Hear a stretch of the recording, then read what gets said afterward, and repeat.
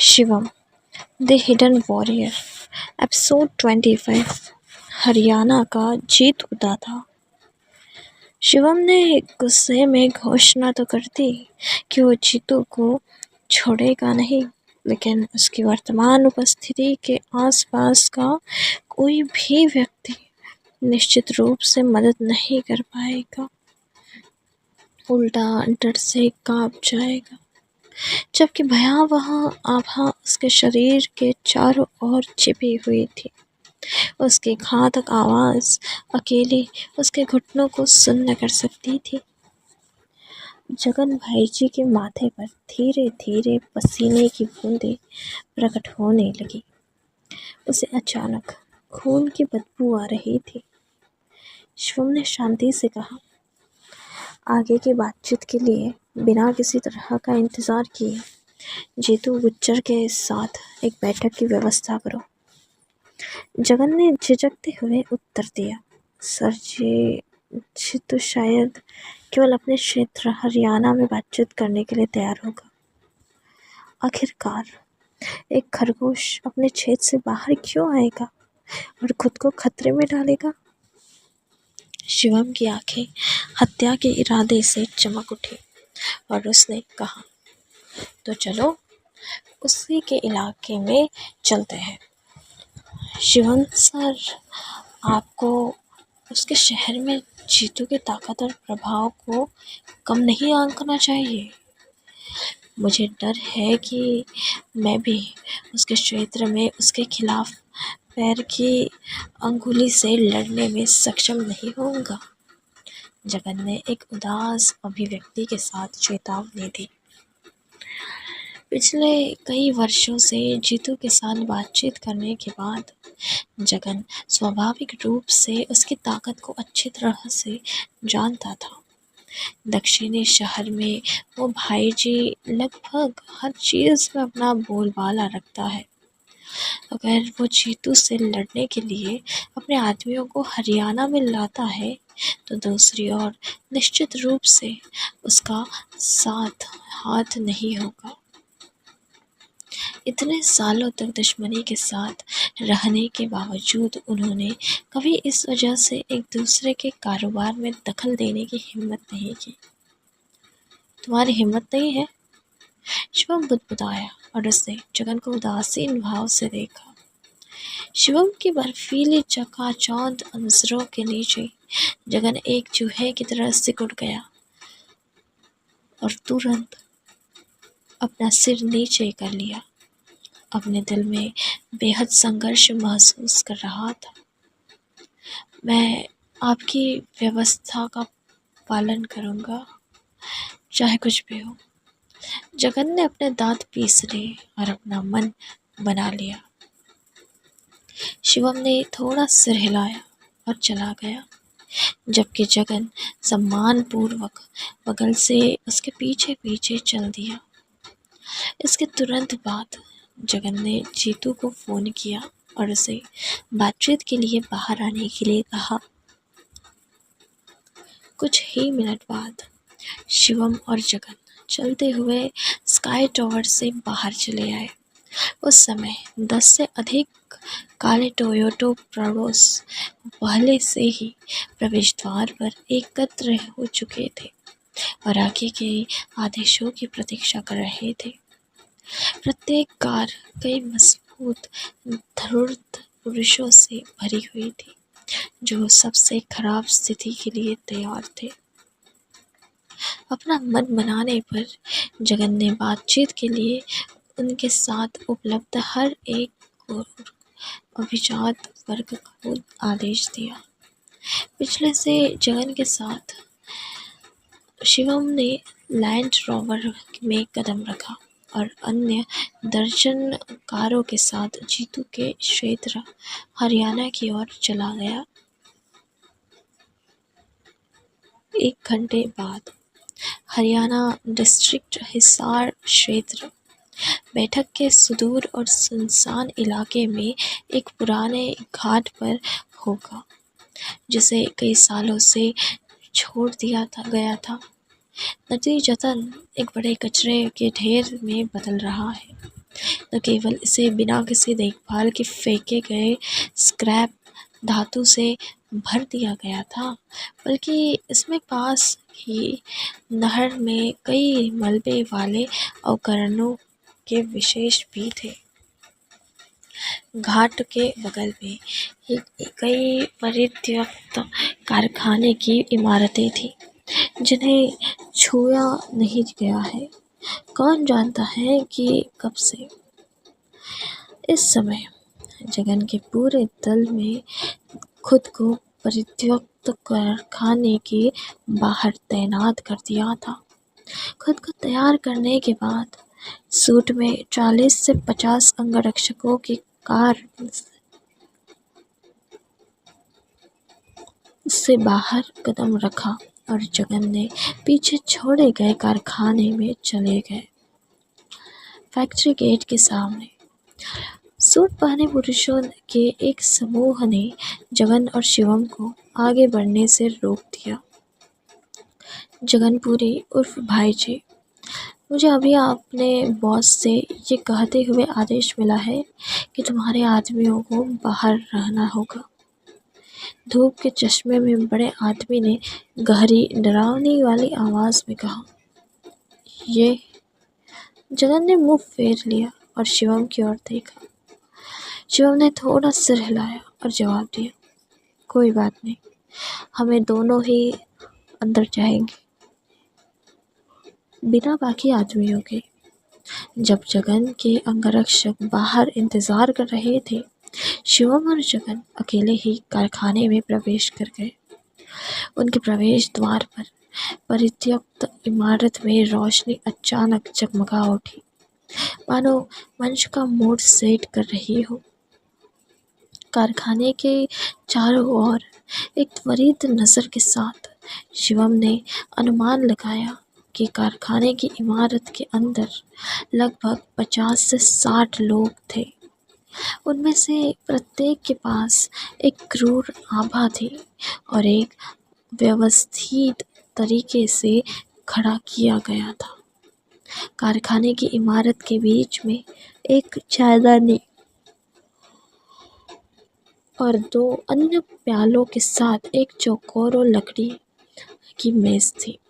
मेज़ के दूसरी तरफ एक अधेड़ उम्र का आदमी बैठा था, जिसके पास क्रूकट था।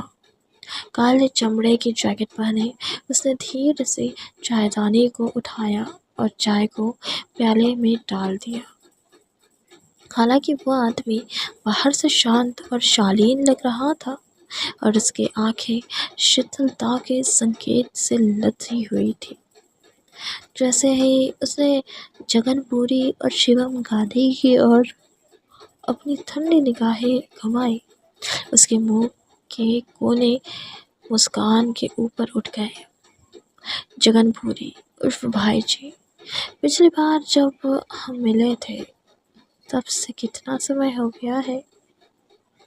मैं देख रहा हूँ कि तुम अब भी वैसे ही शांत दिखते हो। जीतू ने ऐसे कहा जैसे वो एक पुराने दोस्त से मिला हो, जिसे उसने सालों से नहीं देखा था। जीत गुज्जर उर्फ जीतू दादा, चलो अभी के लिए औपचारिकताओं को छोड़ देते हैं। जगन ने अपने हाथ में रुद्राक्ष माला को घुमाते हुए कहा और उसने बिना घुमाए फिराए सीधे अपनी बात कह डाली। मैं आज यहाँ हरियाणा में तुमसे किसी को मांगने आया हूँ। भाई जी अपने आदमियों को इस छोटे से मामले के लिए व्यक्तिगत रूप से मिलने के लिए ले आया। जीतू मुस्कुराया और धीरे से कहा, ऐसा लगता है कि मेरे कुछ लोगों ने नीचे कुछ परेशानी और गलतफहमियां पैदा की है। चूँकि द फेमस भाई जी व्यक्तिगत रूप से मेरा अभिवादन करने आए थे, मैं उन्हें और उनकी बातों को महत्व कैसे नहीं दे सकता। जीतू दादा ने अपनी उंगलियां तोड़ते हुए आदेश दिया, भाई जी के आदमियों को जाने दो। उसके बगल में काले रंग के लोग तुरंत कारखाने के छोटे से कमरे से सूट में 6 पुरुषों को बाहर ले आए। ये वे पुरुष थे जिन्हें जगन ने पहले रैट को पकड़ने के लिए हरियाणा शहर भेजा था। भाई जी, हम दोनों ने पिछले वर्षों में हमेशा अपने अपने कामों के बारे में सोचा था। हालांकि ये आप ही थे जिन्होंने इस बार सीमा पर अपना हाथ बढ़ाया था, लेकिन मैं इससे आंखें मूंद लेने को तैयार हूँ। हालांकि अगली बार निश्चित रूप से ये नहीं होगा। जीतू दादा ने चाय की चुस्की लेते हुए ठंड से कहा, आप अपने आदमियों को ले जा सकते हैं और वापस जा सकते हैं। ये देखकर कि आपके दर्जनों भाई कैसे असहज रूप से बाहर इंतज़ार कर रहे हैं, क्यों ना मैं सभी के लिए एक साथ भोजन करने के लिए एक पूरा रेस्तरां बुक कर दूं, क्योंकि हम एक दूसरे से शायद ही कभी मिलते हैं। हमें इस अवसर का लाभ उठाते हुए सोचना चाहिए कि हम एक दूसरे को बेहतर तरीके से जानें, अन्यथा आप इसी वक्त यहाँ से जा सकते हैं। जीतू दादा जगन के कार्यों के पीछे का अर्थ नहीं समझ सका। उसने अचानक अपने अधीनस्थों में से एक पर अपनी नज़र क्यों रखी और यहाँ तक कि उसके पैसे भी छीनने की कोशिश की। हालांकि वो सिर्फ एक छोटी सी बात के लिए जगन को मौत के घाट नहीं उतारना चाहता था। आखिरकार उसने इस मामले में एक लाइन छोड़ने की योजना बनाई थी ताकि वे भविष्य में फिर से मिल सके।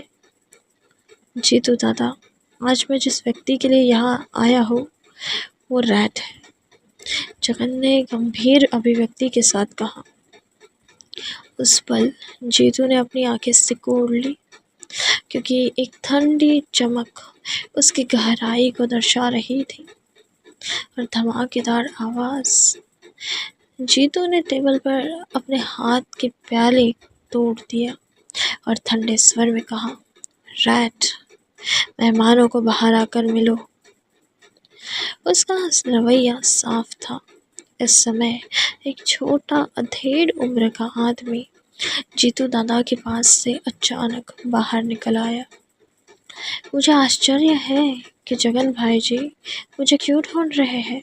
हालांकि चूँकि आपके पास पूर्वी शहर में कोई शक्ति नहीं है, इसलिए आपको अपना सिर नीचे करना चाहिए और एक बार में यहाँ से वापस चले जाना चाहिए। रैट ने हाथ उठाया और बिना किसी डर के अहंकार से कहा। जगन के माथे की नसें उसके बढ़ते गुस्से में तुरंत बाहर निकल गई। हालांकि वो अपनी चाल चलना चाहता था, वो जानता था कि उसकी वर्तमान स्थिति में लड़ाई शुरू करना बुद्धिमानी नहीं होगी। तुम रैट हो, क्या तुमने नारंग के आभूषण समूह से किंग ऑफ द वर्ल्ड को चुरा लिया? शिवम ने आगे कदम बढ़ाया और उदासीन भाव से रैट की ओर देखा। बातचीत में इस बिंदु पर पहुंचने के लिए जगन भाई जी पहले से ही स्थिति में मजबूती से खड़े होने के लिए खुद को समझाने के लिए काफ़ी प्रयास कर चुका था। हालांकि हरियाणा में ही आकर यहाँ जीतू दादा की पूरी ताकत का सफाया करने की उसकी कभी कोई योजना नहीं थी। आपको क्या लगता है कि आप कौन हैं? आपको इस तरह बोलने का क्या अधिकार है? रैट ने शिवम को खतरनाक ढंग से देखा और कहा, क्या ये आपका अधीनस्थ है? जीतू दादा ने जगन भाई जी को ठंडी मुस्कान के साथ देखा और सवाल किया, क्या आप जिस आदमी को साथ लाए थे, क्या वो बुनियादी नियमों को भी नहीं समझता था? सर जी, ये जीतू दादा और रैट है। मैं आपके शब्दों को सुनूंगा, चाहे कुछ भी हो। जगन ने शिवम के पीछे पीछे हटने से पहले स्पष्ट रूप से कहा। शिवम के लिए जगन भाई जी के सम्मान को देखकर जीतू दादा ने मुंह फेर लिया और पूछा, तुम कौन हो? शिवम, शिवम गांधी।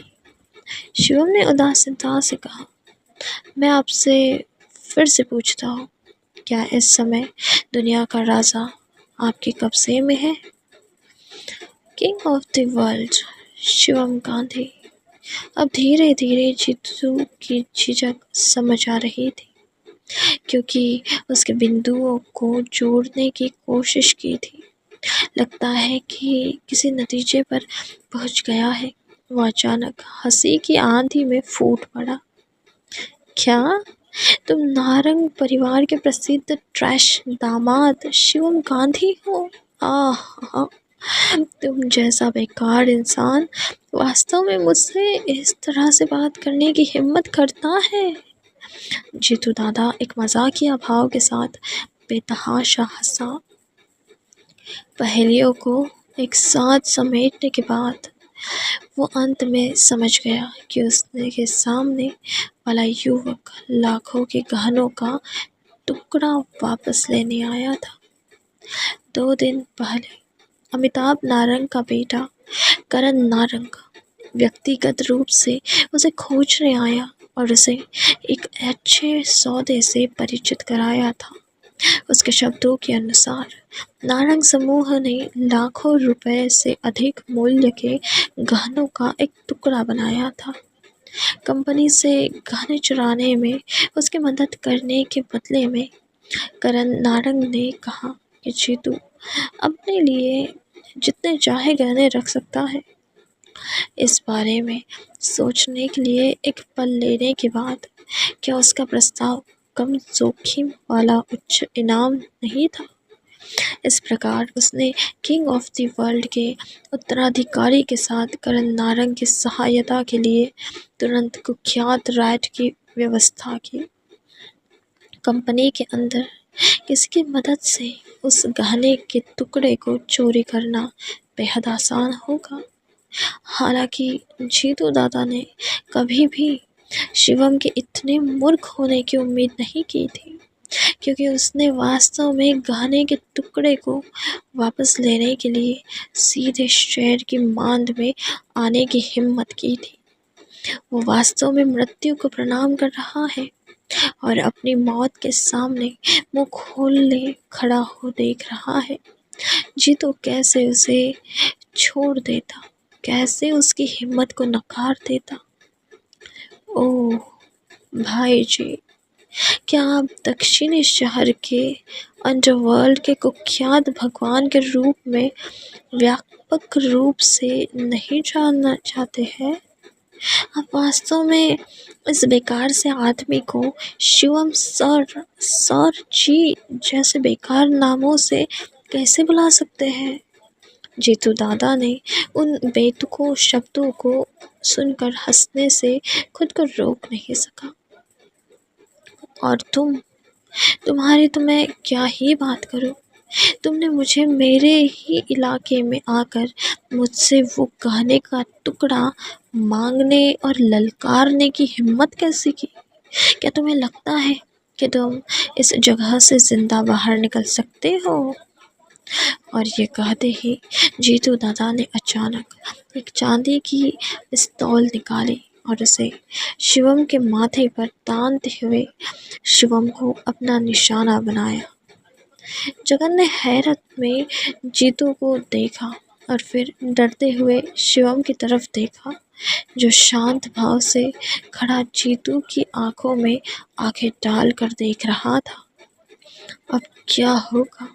क्या जीतू गोली चला देगा और शिवम को गोली लग जाएगी, या शिवम इस बार भी जीतू की गोली से बचकर उससे लड़ाई करके अपनी तक्षक विद्या का इस्तेमाल करेगा? क्या शिवम की शक्तियों का राज जीतू के सामने भी आ जाएगा? क्या शिवम जीतू और रैट से जीत कर किंग ऑफ द वर्ल्ड को वापस ले पाएगा? अब क्या होगा आगे? Shivam the hidden warrior episode 26, एक और अवतार। जीतू की बंदूक सर पे होने के बावजूद शिवम के चेहरे पे डर की एक शिकन तक ना थी। उसने जीतू से शांति से कहा, किंग ऑफ द वर्ल्ड, मुझे सौंप दो और मैं तुम्हारी जान बख्श दूंगा। पास खड़ा जगन बेहद शर्मिंदा दिख रहा था। आह, मेरी जान बख्शोगे? जीतू उन हास्यास्पद शब्दों को सुनकर हंस पड़ा। हा हा भाइयों, ये बदनाम घर जमाई मेरे दरवाजे पर आकर दावा कर रहा है कि वो मेरी जान बख्श देगा। जीतू दादा बड़ा मूर्ख आदमी है ये, इसे पंगा अब लेना नहीं आता, इसे तो आप अपंग कर दो। जीतू दादा, मुझे लगता है कि ये अच्छा खासा अभी तक उसकी नींद से ही नहीं जाग पाया है। इसे पास के नाले में क्यों नहीं फेंक दिया जाए और पहले इसे नींद से जगाया जाए।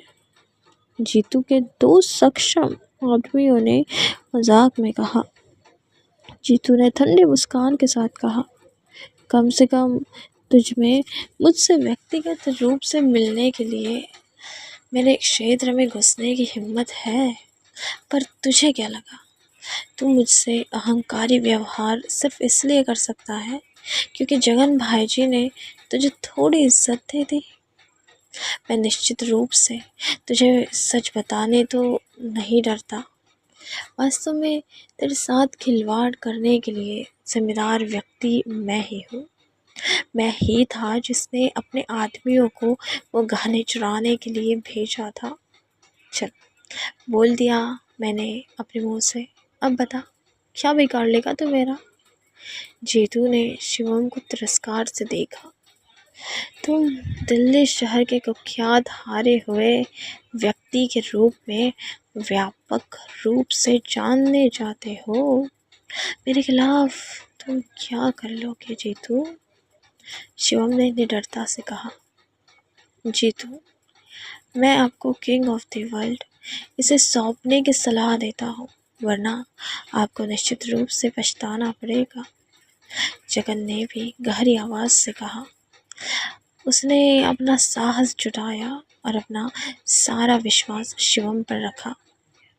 जगन को वास्तव में विश्वास था कि शिवम हरियाणा में जीतू दादा की देखभाल करने में सक्षम हो सकता है, और अगर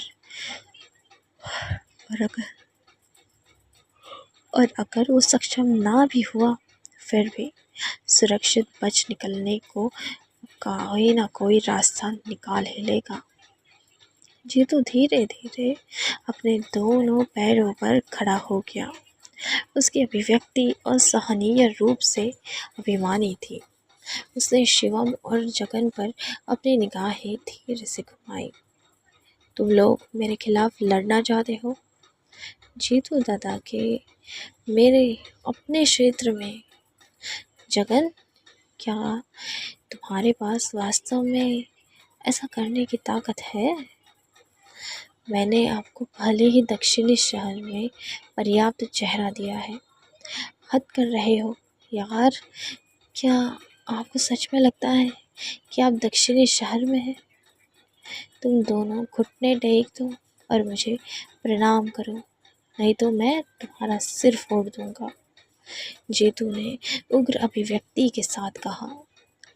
जैसे ही उसने बोलना समाप्त किया, कारखाने में एक दर्जन से अधिक उग्र दिखने वाले पुरुषों ने अपने खंजर निकाले और धीरे धीरे उनके पास पहुँचे। अकेले उनके चेहरे की विशेषताओं से वो मार काट गुंडा करती और हत्याओं में काफ़ी अनुभवी लग रहे थे। उनमें से प्रत्येक ने ठंडी अभिव्यक्ति पहनी थी। हर एक भगोड़े मुजारिम की तरह लग रहा था। जीतू, क्या हम सचमुच मौत से लड़ने जा रहे हैं? जगन ने मौजूद स्थिति का विश्लेषण करने के बाद एक अविवादित अभिव्यक्ति का खुलासा किया। उनके द्वारा पहले इकट्ठी की गई जानकारी के अनुसार जीतू के पास भाड़े के सैनिकों का एक समूह था। प्रत्येक के पास 10 अन्य लोगों के खिलाफ लड़ने की क्षमता थी। ये उससे पहले के 10 भारे के सैनिक थे। अगर वे वास्तव में उनके खिलाफ लड़ते, शिवम की ताकत के बावजूद जगन को डर था कि वो कारखाने से जिंदा बचना नहीं निकल पाएंगे। बहुत से लड़ने जा रहे हो? हाँ, बिल्कुल नहीं। आज केवल तुम दोनों ही मरोगे, मैं जिंदा रहूंगा। मैं 3 तक गिनूंगा शिवम गांधी, सिर्फ 3 तक। जगनपुरी, 2 घुटने टेक दो और मुझे प्रणाम करो। शिवम ने जीतू को शांत भाव से देखा। उसके चेहरे पर एक हल्की व्यंग्यात्मक मुस्कान थी। तभी शिवम का फोन अचानक बज उठा। इससे भी अधिक आश्चर्य की बात यह थी कि शिवम ने डर तो दूर, बिना किसी और भाव के आराम से फोन उठा लिया। मास्टर शिवम, आपको परेशान करने के लिए खेद है। मैंने विक्रम टोकस से सुना है कि आपको एक छोटी सी समस्या है। क्या मैं आपकी कुछ मदद कर सकता हूँ? कॉल के दूसरे ओर से नितिन रायजादा की आवाज़ सुनाई दी। शिवम का रवैया देखकर जीतू गुस्से से भर उठा। उसकी आंखें अत्यधिक ठंडी थी। शिवम की हरकतें साफ बता रही थी कि वो जीतू दादा को बिल्कुल भी गंभीरता से जवाब नहीं ले रहा। बंदूक के निशाने पर होने के बावजूद वो फोन का जवाब देने के मूड में कैसा था? तू होश में तो है? साले, मेरे कहने पे घुटने तक नहीं टेक रहा और ऊपर से फोन उठाने की हिम्मत कर ली। समझ क्या रखा है तूने? लल्लू पंजू दिखता हो क्या मैं तुझे? जीतू ने एक क्रूर अभिव्यक्ति के साथ जोर से शाप दिया और ट्रिगर खींचकर शिवम के एक पैर पर गोली चला दी। एक पल में गोली बैरल से बाहर आई और उसके आसपास की हवा कांपने लगी। डोंग की आवाज़ के साथ गोली का शैल ज़मीन पर गिरा और गोली भी जाकर ज़मीन से टकरा गई। साला, मेरा निशाना चूक गया। जीतू की अभिव्यक्ति जम गई।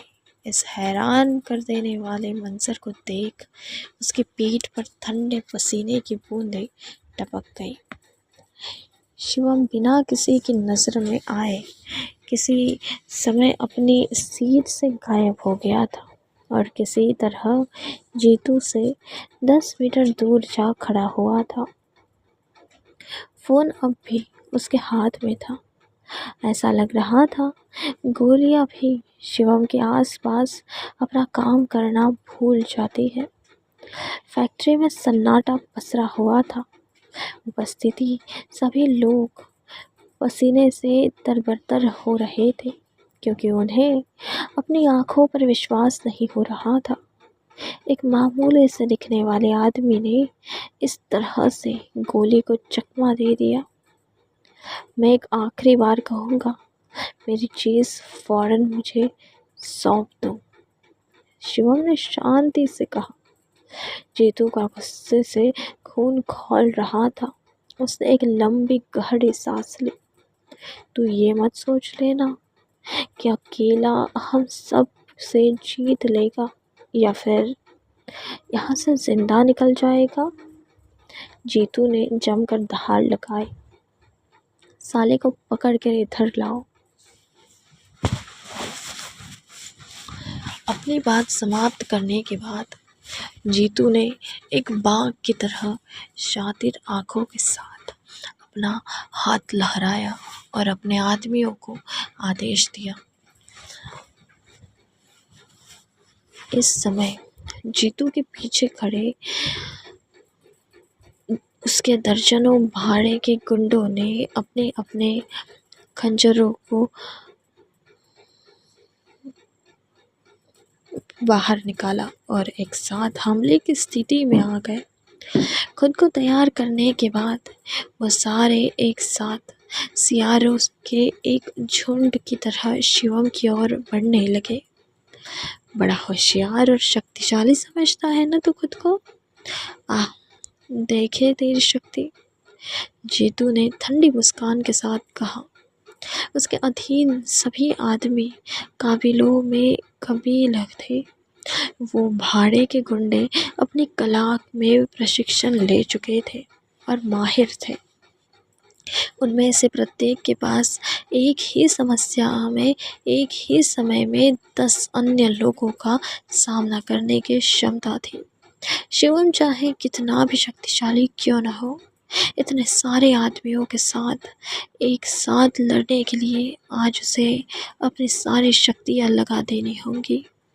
उन मंचे हुए मजबूत गुंडों का सैलाब उस पर निशाना साधे उसके करीब आता जा रहा था, पर शिवम के चेहरे पर अब भी कोई शिकन ना थी।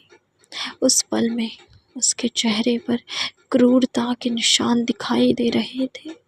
उसकी नसें जैसे गुस्से में बढ़े हुए खून के प्रवाह से फटती सी प्रतीत हो रही थी। तुम सारे अगर मरना ही चाहते हो तो मैं इच्छा पूरी कर देता हूँ तुम्हारी। अचानक जैसे शिवम के अंदर से उसकी भूत जैसी आकृति बाहर आई और थम की आवाज़ के साथ गुंडों के उस सैलाब से टकराई। उसी समय कारखाने में लोगों के मांस से टकराते हुए लात घूंसों की आवाज़ें आनी शुरू हो गई। जीतू की शुरुआती अपेक्षाओं के विपरीत दर्जनों पुरुष मिलकर भी एक अकेले शिवम का बाल बांका नहीं कर पाए। उनके समन्वित हमलों के बावजूद वो शिवम के कपड़ों तक पर भी खरोच न लगा सके। जल्द ही उन सभी को 10 मीटर से अधिक दूर उड़ते हुए भेज दिया गया, जबकि कुछ कंक्रीट के फर्श पर गिर गए। बाकी कारखाने के दीवारों के मलबों के नीचे दब गए। जो दीवारें इस लड़ाई में टूटी थी, उस समय जो लोग अभी भी होश में थे अपनी टूटी हुई हड्डियों को पकड़ते हुए पीड़ादायक दर्द में इधर उधर लुढ़क रहे थे। पूरी प्रक्रिया में 1 मिनट से भी कम समय लगा। शिवम ने लड़ाई शुरू होने से पहले ही ख़त्म कर दी थी। ये कैसे हो सकता है? जीतू का अभिव्यक्ति अत्यधिक भय में बदल गई। उसे अब एहसास हुआ कि शिवम, जिसे वो एक मामूली आदमी समझ रहा था, असल में कितना खतरनाक है। उसके ट्रम्प कार्ड वो दर्जन भर ताकतवर निर्दयी गुंडों की सेना शिवम के हाथों एक पल में ही धराशाही कर दिए गए। किस तरह के राक्षस को उकसाया था उसने। ये जीतू हकलाते हुए शिवम को घूरे जा रहा था और शिवम उस वक्त एक हिंसक शैतान सा दिख रहा था।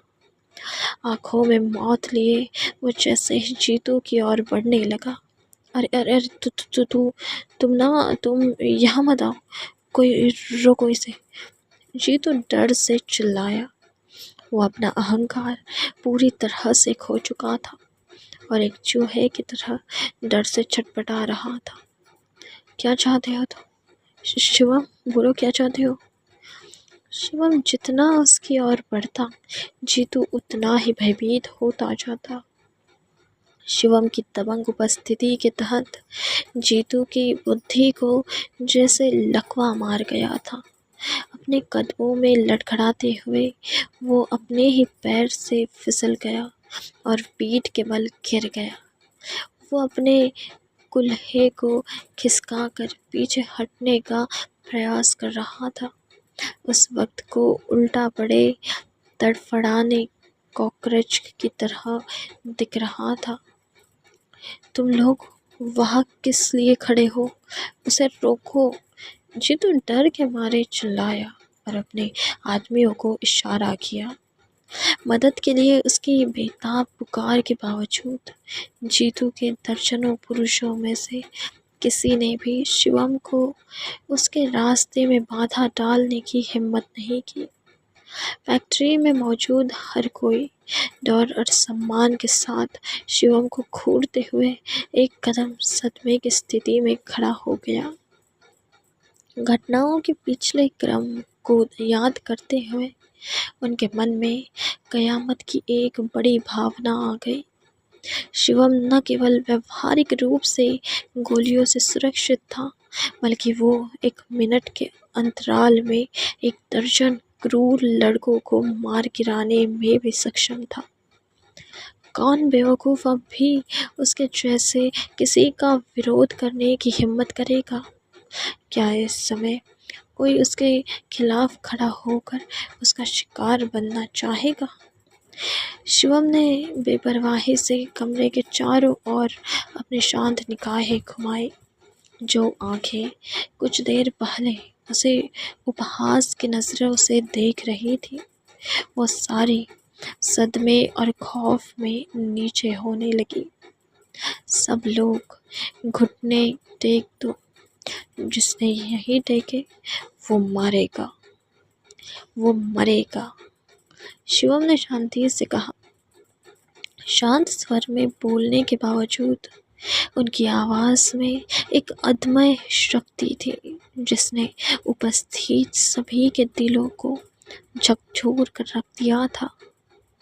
और थप की आवाज़ बिना किसी झिझक के जीतू के दर्जनों अधीनस्थों ने अपने हथियार फेंक दिए और आज्ञाकारी रूप से घुटने टेक दिए। कम से कम कहने के लिए दृश्य काफ़ी शानदार था। उनके दृष्टिकोण से शिवम अब एक ईश्वर के समान अस्तित्व की तरह खड़ा था। शिवम ने कहा, पूरी जगह को साफ करो। उसकी आज्ञाओं को सुनकर जगन खुशी से झूम उठा। पिछले 20 सालों से अंडरवर्ल्ड में रहने के बाद भले ही उसने कई चीज़ों का अनुभव किया हो, लेकिन ऐसा अजीब दृश्य उसने कभी भी नहीं देखा था। केवल एक वाक्य के साथ शिवम सैकड़ों पुरुषों को घुटने टेक कर आत्मसमर्पण की स्थिति में लाने में कामयाब रहा। यह कितना हास्यवद था। इस समय जगन का दृढ़ विश्वास था कि उस समय मास्टर शिवम के सामने संपूर्ण करना उसके जीवन का अब तक का सबसे अच्छा विकल्प था। उसके हाथ की एक लहर के साथ सूट में खड़े अभी सभी संरक्षक अंगरक्षक जीतू को निहत्था करने और उसके अधिक पुरुषों को अपने नियंत्रण में लेने के लिए दौड़ पड़े। जब जीतू ने ये दृश्य देखा तो उसका चेहरा फक पड़ गया था। वो अपने मन में जानता था कि उसने सब खो दिया है। वह शिवम की टक्कर का बिल्कुल भी नहीं था। शिवम अकेले उस शक्ति को नष्ट करने में कामयाब रहा जिसने पूर्वी शहर की चरम संरचना को हिला दिया था। मास्टर शिवम, छोड़ो, जाने दीजिए मुझे। प्रणाम करता हूँ मैं आपको। जीतू ने घुटने टेक दिए और दया की भीख मांगी। अपने आदमियों के सामने अपनी इज्जत की परवाह किए बिना मौत सामने आती है तो उग्र से उग्र व्यक्ति भी कमज़ोर पड़ जाता है। पर तभी थप शिवम के जीतू को सिर्फ के एक तरफ से पकड़कर उसे ज़मीन पर पटक के दबा दिया। उसका चेहरा पहले ही सूजा हुआ था, मुंह से खून भी निकल गया। कहाँ है? शिवम ने शांति के भाव से साथ मांग की। जाओ रैट, मास्टर शिवम की अमानत उन्हें वापस कर दो। जीतू ने जल्दी से कहा, जैसे कि उसने अपना एकमात्र जीवन रक्षक पुआल खोज लिया हो। रैन भाग कर तुरंत एक छोटे से कमरे में चला गया। मास्टर शिवम, मेरा प्लान नहीं था आपके गहने चुराने का। उस करण नारंग ने मुझसे ये काम करवाया। जीतू दया की भीख मांगता रहा।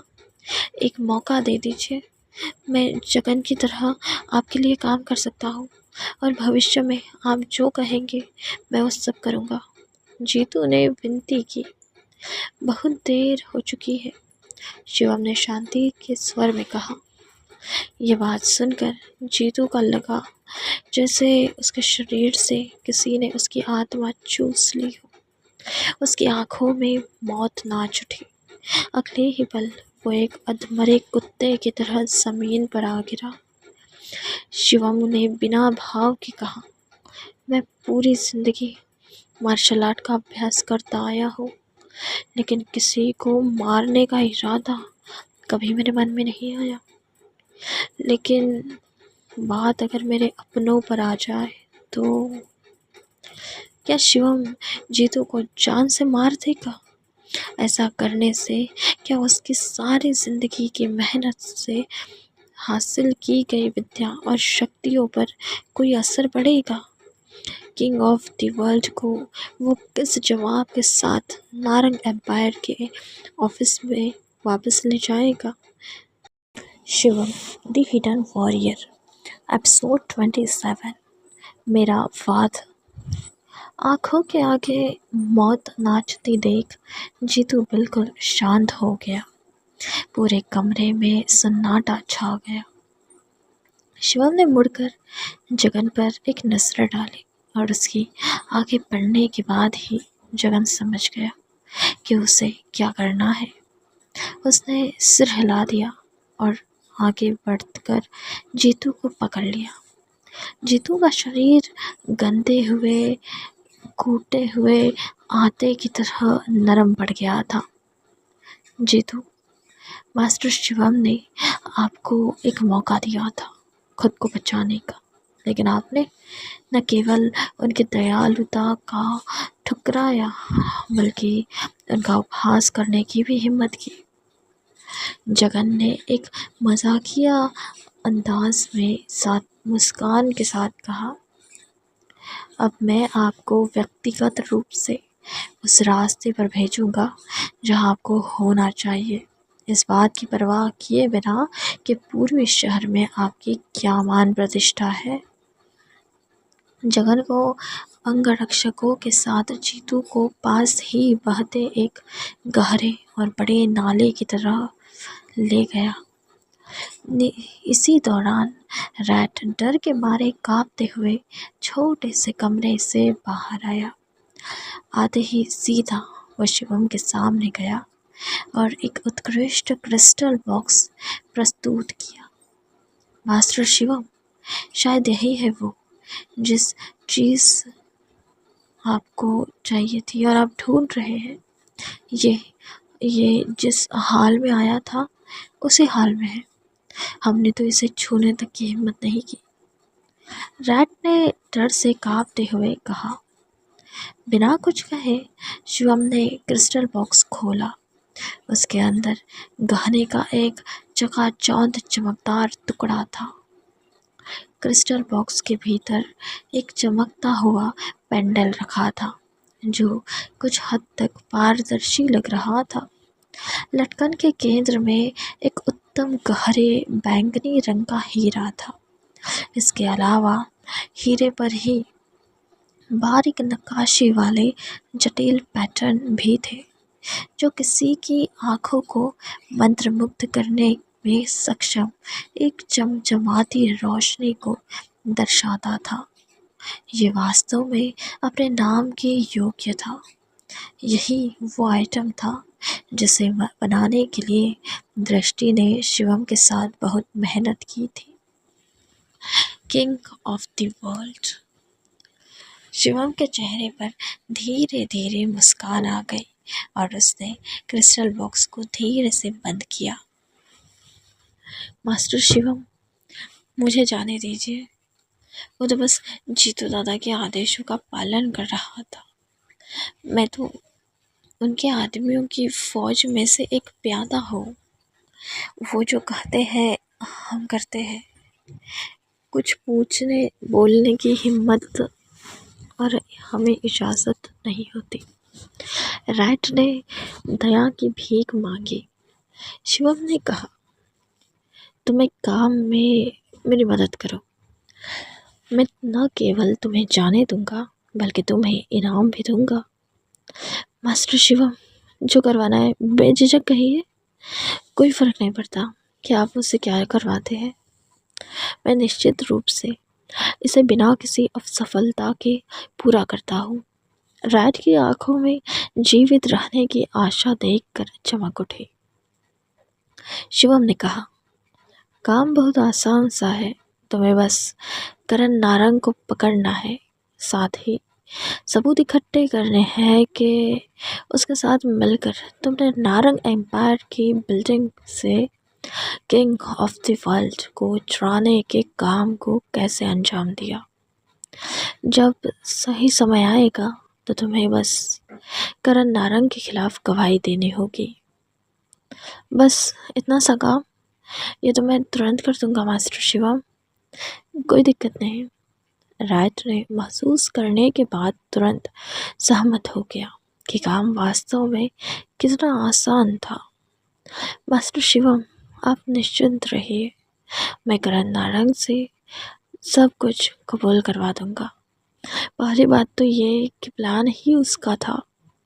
रैट ने गंभीरता से कहा, मेरे पास अभी भी उसके साथ मेरी बातचीत की रिकॉर्डिंग है, जिसे निश्चित रूप से साबित के रूप में इस्तेमाल किया जा सकता है। शिवम ने थोड़ा सर हिलाया। बहुत अच्छे, काम हो जाने के बाद तुम्हें तुम्हारे हरियाणा के एक पद भी दिया जाएगा। Thanks master Shivam, very very thank you. Rat उत्साह से झुक गया। उसने न केवल अपने जीवित रहने का प्रबंधन किया बल्कि मास्टर शिवम द्वारा उसकी सराहना भी की गई। रैट को लगा जैसे उसने अभी अभी जैकपॉट मारा है। जाहिर है नॉर्थ एरिया के कुख्यात जगनपुरी काफ़ी समय से मास्टर शिवम के नियंत्रण में था, जब कि जीतू दादा भी गिर गया था। मास्टर शिवम को भविष्य में पूरे नॉर्थ एरिया में रोज़ करने से कोई भी नहीं रोक सकता था। वो था राज, हर रोज़ का किया जाने वाला राज। शिवम के होठों पर एक चालाक मुस्कान आ गई। करण नारंग ने शिवम की पीठ पीछे उसके खिलाफ इतना बड़ा खेल खेल कर ये सोचा कैसे कि शिवम उसे छोड़ देगा। हाँ, एक बात और है, शिवम ने कुछ सोचते हुए कहा और अपनी निगाहें घुमाई। आज रात यहाँ जो भी हुआ सुनिश्चित करना कि वो किसी को पता ना लगे। शिवम ने आदेश दिया, अगर कोई इसके बारे में कुछ भी लीक करता है तो मैं ये सुनिश्चित करूँगा कि फिर वो कभी कुछ कहने के लायक न बचे। शिवम की आवाज़ शांत कारखाने में गूंज रही थी। हालांकि उसने ये बात शांति से बोली, लेकिन उसके शब्दों ने गड़गड़ाहट की एक ताली की तरह मौजूद सभी के कानों को झकझोर कर रख दिया और वो सभी डर से कांपने लगे। उसके शब्द पहले से ही सभी के कान में मन में गहराई से समा चुके थे। मास्टर शिवम, काम हो गया। जीतू दादा अब हमारे बीच नहीं रहे। जगन, जो अपने दोनों अंगरक्षकों के साथ कारखाने वापस आया था, उसने घोषणा की। शिवम ने कहा, जीतू दादा की जिंदगी की रेखा इतनी ही थी। उनका राज आज से ख़त्म हुआ तो उनका राजपाट यानी कि पूरा हरियाणा मैं तुम्हारे हाथों में सौंपता हूँ पूरी। मास्टर शिवम, आपका हुक्म सर आँखों पर। जगन ने अत्यंत सम्मान के साथ कहा, 3 दिनों के भीतर मैं हरियाणा में सब कुछ संभाल लूँगा। और जीतू दादा की सभी ताकतों को अपने नियंत्रण में ले लूँगा। मैं सुनिश्चित करूँगा कि आपके लिए पूरे हरियाणा की अच्छी तरह सफाई हो जाए। अगले दिन सुबह सुबह शिवम और दृष्टि छतरपुर से सिटी सेंटर में रॉयल कमर्शियल स्काईस्केपर की ओर रवाना हुए। रजत मालिक का पूरा ध्यान ड्राइविंग पे केंद्रित था। शिवम कार की पिछली सीट पर अपनी आंखें बंद करके आराम कर रहा था। दूसरी ओर दृष्टि आज के दिन को लेकर बेहद ही ज्यादा चिंतित दिख रही थी। शिवम, तुमने कल रात क्या किया? दृष्टि ने अचानक पूछा। शिवम ने धीरे से अपनी आंखें खोली और मुस्कुराते हुए पूछा, इस सवाल का मैं ये मतलब समझूं कि तुम्हें मेरी फिक्र होने लगी है? आ, आ, आ, दृष्टि ने झुंझलाकर शिवम को देख अपनी आंखें घुमाई। वो इस जन्म में मैं नहीं होने वाला। मुझे फिक्र बस आज के एग्जीबिशन के लिए है। मेरा डिज़ाइन क्या हुआ, ज्वेलरी पीस तो चोरी हो गया। समझ नहीं आ रहा मेहमानों को इस स्थिति के बारे में कैसे समझाएंगे। दृष्टि ने और भी ज़्यादा बेचैन होते हुए कहा, चिंता मत करो, मैंने कल रात ही मामला सुलझा लिया है। दृष्टि ने संदिग्ध नज़र से शिवम को देखा और पूछा, कैसे कैसे? मतलब किंग ऑफ द वर्ल्ड तुम्हें वापस मिल गया है? यह अनुमान तुम खुद क्यों नहीं लगाती? शिवम फिर मुस्कुराया। दृष्टि ने अपने होठों को काटा और पाउट बनाया, जैसे आगे बात करने का उसका मूड नहीं था। उनकी बातचीत के दौरान कार पहले ही रॉयल कमर्शियल प्लाजा पहुंच चुकी थी। प्लाजा के बीच में एक शानदार गगनचुंबी इमारत खड़ी थी, जो लगभग स्वर्ग तक पहुंच चुकी थी। रॉयल कमर्शियल गगनचुंबी इमारत। आज वो दिन है जब नारंग ज्वेलरी ग्रुप आभूषण प्रदर्शनी की मेजबानी करेगा।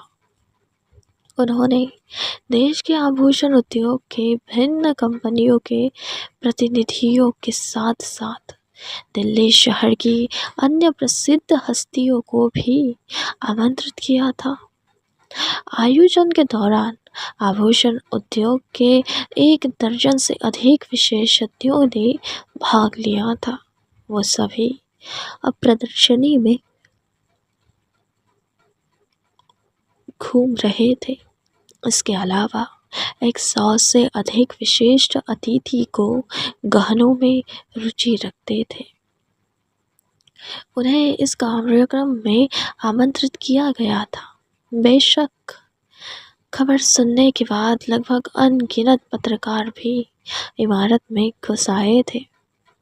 इस समय रॉयल कमर्शियल गगनचुंबी इमारत के भूतल पर पहले से ही अनगिनत लोगों की भीड़ थी और ये जगह बातचीत और उत्साह से भरी हुई थी। प्लाजा के सामने कई लग्जरी कारें भी खड़ी देखी जा सकती थी। एक नज़र में स्पोर्ट्स कारों की कई कंपनियों ने पहले ही दर्शकों का ध्यान आकर्षित कर लिया था। शिवम और दृष्टि अपनी कार से बाहर निकलते ही सीधे इमारत में चले गए और लिफ्ट में चढ़ गए। इस प्रदर्शनी को आयोजित करने के लिए नारंग ग्रुप ने 36वीं मंजिल पर व्यापार प्रदर्शनी हॉल आरक्षित किया था।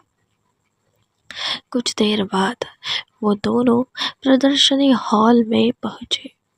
हॉल बेहद भव्य था और सजावट स्वाभाविक रूप से शानदार थी। फर्श को लाल कालीन की एक परत के साथ कवर किया गया था। वेस्टर्न डिज़ाइन का एक विशाल झूमर छत से लटका हुआ था और पूरे हॉल को अपनी चमकदार चमक से रोशन कर रहा था। इसके अलावा हर जगह व्यवस्थित तरीके से पारदर्शी कांच की अलमारियाँ थी। प्रत्येक ग्लास कैबिनेट विभिन्न प्रकार के गहनों से भरा हुआ था, जो सोने, प्लैटिनम, एगेट, हीरे, क्रिस्टल और यहाँ तक के प्रसिद्ध जेड से बने थे। सामान में पेंडेंट, हार, कंगन और अंगूठियाँ शामिल थे और सारे के सारे ही शैली और डिज़ाइन में भिन्न थे। गहनों के प्रत्येक टुकड़े नारंग ग्रुप की विशेषज्ञता को प्रदर्शित कर रहे थे। पूरा प्रदर्शनी हॉल खजाने से जगमग रहा था। ये एक असाधारण दृश्य था। हॉल के अंदर और बाहर चलने वाले सभी मेहमान महंगे कपड़े पहने हुए थे। इनमें अनगिनत प्रभावशाली हस्तियाँ थीं। अपने कैमरे पकड़े हुए पत्रकार स्वाभाविक रूप से बाहर खड़े थे और इस तस्वीरें ले रहे थे। ये सब देख दृष्टि की आंखें उत्साह से चमक उठी। ये वो दृश्य था जो वो सपनों में भी देखती जा रही थी। ऐसे दिन, ऐसी जगह मौजूद होने का, ऐसे भव्य समारोह का हिस्सा बनने का उसे बचपन से इंतज़ार था। पर दुख इस बात का है कि उसका बनाया हुआ गहना तो इस प्रदर्शनी में आ ही नहीं रहा। किंग ऑफ द वर्ल्ड, जिसे उसने डिज़ाइन करने में इतना समय और प्रयास लगाया था, उसे गानों की प्रदर्शनी के दौरान सुर्खियों में रहने योग्य था। इतने अफसोस की बात है। दृष्टि ने एक आह भरी, फिर शिवम के शब्दों में अपना अत्यधिक विश्वास रखते हुए कि वो किंग ऑफ द वर्ल्ड वापस ले आए हैं, उसकी तरफ एक नज़र डाली। हालांकि उसे अब भी लग रहा था कि ऐसी चीज़ें उसके सपनों में ही हो सकती थी। आखिरकार उसकी नज़र में शिवम सिर्फ एक साधारण आदमी था। वो इतना सक्षम कैसे हो सकता है? क्या यह हमारे ग्रुप के मुख्य डिज़ाइनर अधिकारी दृष्टि नारंग है? अचानक एक तेज महिला आवाज़ उनके कानों में चुभ गई। बगल की ओर से तान्या नारंग धीरे धीरे से एक महंगी फिटिंग की पोशाक पहने आगे बढ़ी, जबकि उसके बाहरी रूप सुरुचिपूर्ण लग रही थी। उसकी अभिव्यक्ति में दृष्टि के लिए एक उपहास का संकेत था। उसे देखते ही दृष्टि का चेहरा उतर गया। तान्या भले ही उसकी बहन है, उसके व्यवहार ने उसे वो इंसान बना दिया है जिसे दृष्टि न देखना चाहती है न उससे बात करना चाहती है। ईमानदारी से कहूँ तो मेरे सच में समझ नहीं आ रहा है कि आज तुम दोनों इस एग्जीबिशन में किस मुंह से आए हो। तान्या ने दृष्टि और शिवम को तिरस्कार से देखा और एक ठंडी मुस्कान के साथ कहा, मैं तो हमेशा से जानती थी कि तुम्हारे पास लाखों के गहने डिज़ाइन करने की क्षमता नहीं है, पर अब कंपनी से पैसे निकालने जैसी घटिया कोशिश करने के बाद तुम एग्जीबिशन में भाग लेने की हिम्मत कर रहे हो। कितने बेशर्म हो। ओह, ये सही है, मैं भूल गई थी कि तुम दोनों ही गरीबी में जी रहे हो। ऐसा भव्य दृश्य पहले कभी नहीं देखा होगा ना। अपनी हैसियत भूलकर इस अवसर का फ़ायदा उठाना चाहते हो ताकि वो अनुभव कर सको जो आज तक कभी नहीं कर सके। तान्या ने व्यंग्यात्मक ढंग से उपहास किया। उपहास के ऐसा नज़ारा देखने का ये तुम दोनों का आखिरी मौका होगा, क्योंकि आज के बाद दृष्टि तुम्हें मुख्य डिज़ाइन अधिकारी के रूप में पद छोड़ना होगा, और यहाँ तक कि कंपनी की भी छोड़नी होगी, वो भी शर्म के साथ। हालांकि दृष्टि को तान्या पर बहुत गुस्सा आ रहा था, लेकिन उसके पास जवाब देने का आत्मविश्वास नहीं था। तान्या, तुम बस कंपनी के डिज़ाइन विभाग के एकमात्र उप निर्देशक हो। दृष्टि तुम्हारी डायरेक्टर सुपीरियर है। मुख्य डिज़ाइन अधिकारी की स्थिति तय करने का तुम्हें कोई अधिकार नहीं है, शिवम ने हल्के से कहा। तान्या ने तिरस्कार में मुस्कुरा कर कहा, शिवम गांधी, तुम्हें मेरे सामने बोलने का और ये एटीट्यूड दिखाने का अधिकार है क्या? दृष्टि के असिस्टेंट क्या बन गए, जरा से पैसे क्या कमा लिए, खुद को काबिल समझने लगे। इतना गिरा हुआ काम करने के बाद भी तुम दोनों की एग्जीबिशन में आने की हिम्मत कैसी हुई? निश्चित रूप से तुम मेहमानों और बड़े लोगों की सहानुभूति हासिल करने की कोशिश कर रहे हो, है ना? क्या तुम्हें सच में ऐसा लगा था कि तुम्हारा प्लान सफल होने पर भी तुम कंपनी में टिक जाओगे? तान्या ने उनका मजाक उड़ाना जारी रखा। क्या तुम सचमुच सोचते हो कि यहाँ हर कोई मूर्ख है? क्या तुम्हारी बातों को बिना किसी सबूत के सुनेंगे? इसके बारे में सोचो भी मत। कंपनी की इमारत में कितने सीसीटीवी कैमरास हैं? क्या सफाई दोगे मेहमानों को? ये कह के निकल जाओगे कि लाखों का ज्वेलरी पीस ऐसे ही हवा में गायब हो गया? कोई बेवकूफ़ नहीं है यहाँ, उन्हें भी पता है कि बाहर से जो चोरी करने आया था, अंदर वाला कोई तो उससे मिला हुआ होगा।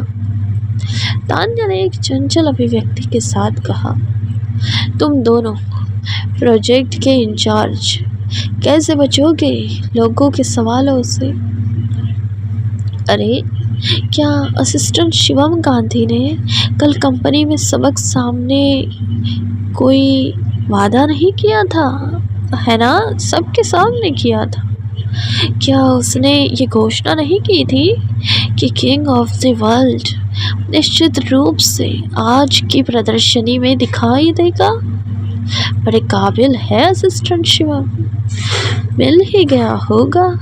इन्हें चोरी किया हुआ किंग ऑफ द वर्ल्ड कहाँ है? पॉकेट में है क्या? दर्श सिंघानिया अचानक बगल से गर्व में चलता हुआ और शिवम का मजाक उड़ाते हुए आया। तान्या और दर्श दोनों दृष्टि और शिवम को तिरस्कार और व्यंग की नज़र से देखने लगे। शिवम ने गुस्से में मुट्ठियाँ भींच ली। कैसे सामने लेकर आएगा अब Shivam king of the world को? क्या उसके पहले दर्श पे हाथ उठाकर वो एक और तमाशा करेगा, एक और इल्ज़ाम अपने सर लेगा? क्या होगा जब नारंग्स को पता चलेगा कि शिवम सच में किंग ऑफ द वर्ल्ड को वापस लाने में सफल रहा है?